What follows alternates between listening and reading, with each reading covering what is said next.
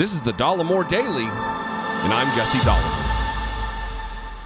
In the cast of characters right now that are in the same boat legally as Donald Trump, the people who attempted to overthrow the United States government by overturning a free and fair election, your Rudy Giuliani's and your Donald Trump's and the host of characters who have been indicted. There's one that he really is. It's interesting to me who he is. He used to be a respected figure in legal circles. I don't know if he's had it revoked, but he was like professor emeritus at Chapman University, a private college in Orange County, California.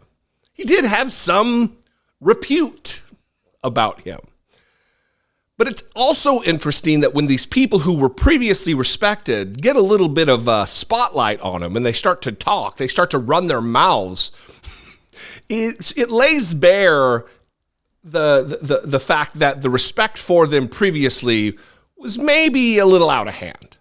That maybe their brilliance or their genius or their rock-solid understanding of our history and the law, it was misplaced. John Eastman was on real America's Voice as opposed to fake America's Voice, and he's talking about Mike Pence and Mike Pence's role on January 6th.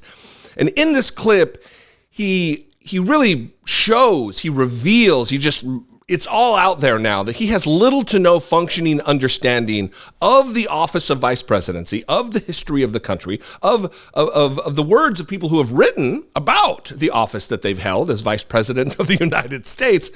And it leads me to believe that maybe he doesn't know as much about the law as we once thought. Watch this bananas clip from Real America's Voice and John Eastman. Mike Pence has called you and others a gaggle of crackpot lawyers. What is your message to Mike Pence? Well, Mike Pence doesn't know what he's talking about. His lawyer in early December acknowledged that the positions I ultimately was taking were well supported in the legal scholarship. They just simply chose not to do anything about it. He viewed his role as a potted plant, just a very expensive letter opener. Our founders did not assign any role in the Constitution to be a potted plant, and he's there to resolve disputes, if there are disputes over contested electoral votes, because the founders did not want Congress itself having a role in choosing the president. That would destroy separation of powers. So I find Mike Pence pitch for the presidency, this potted plant pitch for the presidency, to be a rather weak claim. I didn't do anything when I could, and I want you to elect me to be president of the free world. I mean, it's rather extraordinary. It's very funny to me. You know, these are the types who act like they venerate our history. They know everything about the founding era and what people thought and wrote about. But it's not true, because John Eastman, a man who purports to be learned, you'd think he would know what John Adams, the first vice president of the United States, thought of the office of vice president. I have here my copy of all the letters that were sent to and from, back and forth between John Adams and Thomas Jefferson and Jefferson and Adams and Abigail Adams and Jefferson and John Adams and Abigail Adams. And in December of 1793, while John Adams was president of the United States, yeah, I know, I'm a nerd.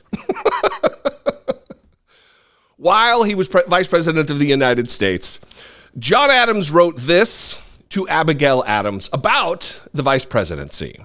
He said, "I know not how it is, but in proportion as dangers threaten the public, I grow calm. I am very apprehensive that a desperate anti-federal party will provoke all Europe by their insolence. But," and here we go, "but my country has in its wisdom contrived for me the most insignificant office that ever the invention of man contrived or his imagination conceived.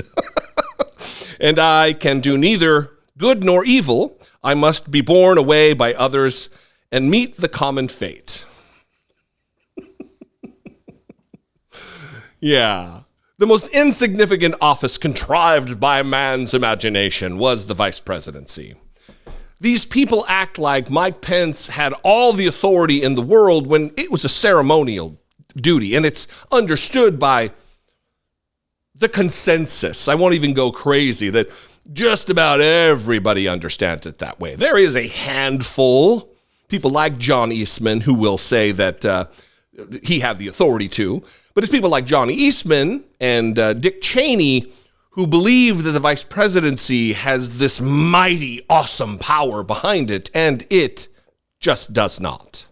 Again, a historical understanding, a wildly inaccurate understanding of our history, of the positions that exist within the federal government, and also, by extension, if he's wrong about something this easy, I think we can discount his legal theories as well. Anyway, what do you think? I'd love to know. You can call, leave me a brief voicemail, 714-576-4054. Of course, you can always email me, as always, daily@dollemore.com. Hey, if I am someone that brings you value and you want to help support the work we do here, if you want to keep me flush in books that our founding fathers wrote to one another, you can click the join button below, become a channel member for $1.99 a month. You can hit the super thanks button, or even better, go over to my Patreon page, patreon.com/IDoubtIt podcast. If you'd like to connect with me on social media, that would be great. I'm at Dollemore on Twitter, Instagram, Threads, TikTok, Facebook, all of them, at Dollemore. I'd love to see you there. Anyway, I will see you next time. Until I do, be genuine. Take care of one another.